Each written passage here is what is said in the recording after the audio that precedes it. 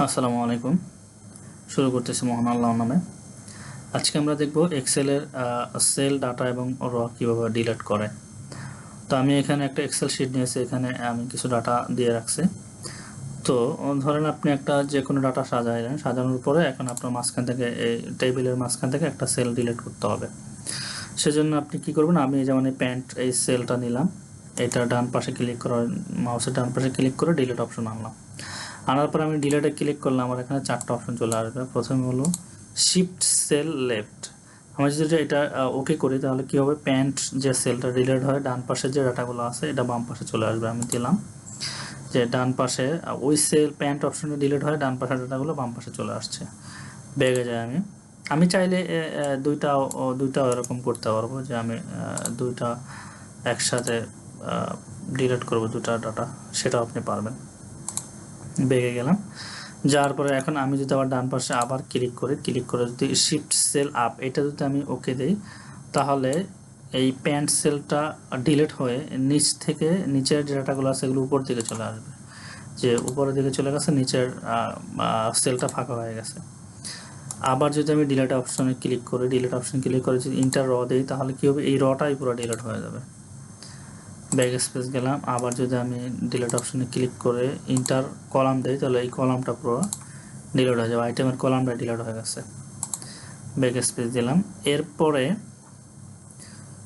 এই হলো চারটা ওয়ে। এছাড়া আপনি আরও বিভিন্ন ওয়েতে ডিলিট করতে পারেন। যেমন কলাম যদি ডিলিট করতে চান, তাহলে আপনি এই টেবিলের মাঝখান থেকে যেই কলামগুলো ডিলিট করবেন ওগুলো সিলেক্ট করবেন। সিলেক্ট করার পরে মাউসের ডান পাশে ক্লিক করে ডিলিট অপশনে ক্লিক করলে ডিলিট হয়ে যাবে। সেমভাবে যদি র ডিলিট করতে চান, মাউসের বাম পাশে ক্লিক করে রগুলো সিলেক্ট করবেন, এরপর ডান পাশে ক্লিক করে ডিলিট করলে ডিলিট হয়ে যাবে রগুলো।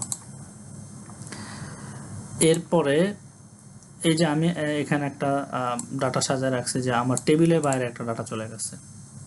এখন আমি চাচ্ছি যে আমার এই মাঝখানে একটা ডাটা ভুল ইনফরমেশন আমি দিয়ে ফেলছি, যে আমি এই সেলটা ডিলিট করে এগুলো বাম পাশে নিয়ে আসবো। সেক্ষেত্রে আমি কি করব, মাউসের ডান পাশে ক্লিক করে ডিলিট অপশনে আসবো। আমি যদি শিফট সেল দিই, তাহলে দেখেন আমার টেবিলের বাইরে যে ডাটাটা ছিল ওই ডাটাটা আমার বাম পাশে চলে আসছে। আমার টেবিলটা এখন টোটাল টেবিলটা এখন আমি যেভাবে চাচ্ছি সেভাবে সাজানো হয়ে গেছে।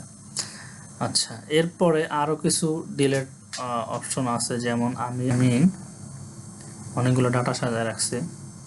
তো এখন আমার এখানে দেখেন, আমার এখানে মাঝখানে কিছু র ফাঁকা আছে। এখন আমি চাচ্ছি যে ফাঁকা রগুলো ডিলিট করব।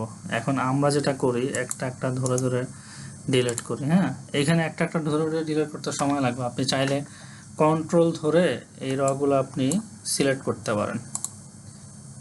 সিলেক্ট করে দেন আপনি ডান পাশে ক্লিক করে, আমি ডিলিট করে ডিলিট হয়ে গেল।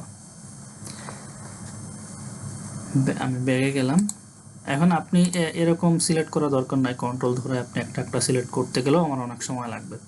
সেজন্য আপনি যেটা করতে পারেন, ফিল্টারিং করে ডিলিট করতে পারেন। আপনি যেমন এরপরে আমরা যেই রটা ফিল্টারিং, মানে আমার যেটা ফিল্টারিং করা দরকার যে রটা, সে রটা আমি এখান থেকে সিলেক্ট করব। সিলেক্ট করে আমার এখানে ফিল্টারিং করা আছে, আপনারা শর্ট অ্যান্ড ফিল্টার আসবেন, এখানে এসে ফিল্টারে ক্লিক করলে এটা ফিল্টার হয়ে যাবে। দেন আপনি এইখানে দেখেন একটা আইকন আছে, ফিল্টারিং আইকন। এখানে এসে ক্লিক করার পরে আপনি নিচে উপরে থেকে সিলেক্ট অল দিবেন, দেওয়ার পরে আনসিলেক্ট করে সবগুলো নিচে দেখেন ব্ল্যাঙ্ক একটা অপশন আছে। আমি যদি ক্লিক করি, আমার যেগুলো ব্ল্যাঙ্ক যে কলামগুলো আমি একসাথেগুলো ডিলিট করে দিতে পারে।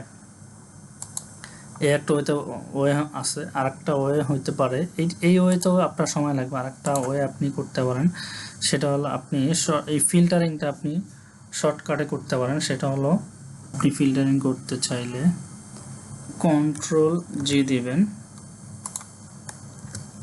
দিলে আপনার এখানে চলে আসবে।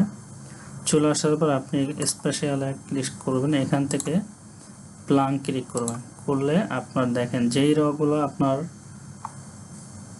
ব্ল্যাঙ্ক আছে ওই রগুলো সিলেক্ট করে নিচ্ছে। এখন যদি মাউসের ডান পাশে আপনি ক্লিক করে ডিলিট অপশন চাপেন, এখানে এসে আপনার শিফট সেল আপ অথবা ইন্টার যে কোনো একটা দিলে দুইটাতেই সেম কাজ করবে, ধীরে রিমুভ হয়ে গেল। এইভাবে আপনি চাইলে সেল র এবং ডাটাগুলো কলামগুলো ডিলিট করতে পারেন। ধন্যবাদ সবাইকে।